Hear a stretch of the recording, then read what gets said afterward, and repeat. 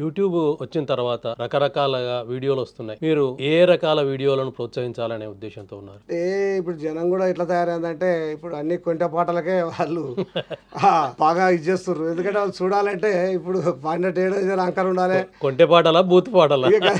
భూత అనకుండా ఇప్పుడు కొంటె అంటాను కానీ ఇక్కడ కొంటె పాటలు ఇప్పుడు అటువంటి డబుల్ మీనింగ్ ఉన్న పాటలనే బాగా చూసి జనం ఇది చేస్తున్నట్టు. మంచి ఏంటంటే సామాజికంగా తీస్తే బాగుంటది. అందరు కూడా అది జనాలు బాగుపడాలి, యువత బాగుపడాలి, యువతకు కూడా మార్గం చూపించాలి. చాలా మంచి పాటలు రాస్తేనే బాగుంటది, యువత బాగుపడుతుంది అనుకుంటున్నా. కానీ ఈ రోజుల్లో ఏంటంటే పిల్లలందరూ అట్లా బూత్ టైప్ డబుల్ మీనింగ్ లో బూత్ టైప్ లో రాస్తేనే కోట్ల మంది చూస్తారు, అట్లా ప్రోత్సహిస్తారు. అలా యూట్యూబ్ వాళ్ళకి అట్లా డబ్బులు అవుతాయి. మంచిగా నీతిగా రాద్దాం అంటే 10 మంది చూస్తలేరు, వీరికి డబ్బులు అవుతారు. ఏం చేద్దాం సార్ మరి చెప్పండి. నేను చెప్పేది మాత్రం మంచి నడవడి ఉండాలి, యువతకు ప్రోత్సహించాలి, యువత చెడు మార్గం పోకుండా రాయాలని మేము అనుకుంటున్నాం. అటువంటి ఏంటంటే పిల్లలు పక్కదారి పట్టకుండా రాయాలి, కానీ ఆ పాటలు చూస్తలేరు, ఈ నిర్మాతకు బరువు అవుతుంది. అందుకే వాడు కూడా ఇట్లా రాయరని చెప్తుండే వీళ్ళు కవులకు రాయరాని. నేను కూడా రాస్తా, కానీ అట్లా ఇట్లా కావాలంటాడు. ఆ టైప్ లో పోతాడు. జానపదం అంటే కుంట పాటలకే బాగా పిలుస్తారు కాబట్టి అయినా మంచి మార్గంలో పోవాలి, మంచి పాటలు రాయాలి, యువతను పెడదారి పెట్టించద్దు. నేను కానీ ఇతర కవులు కానీ అట్లా రాయాలని కోరుకుంటున్నాను.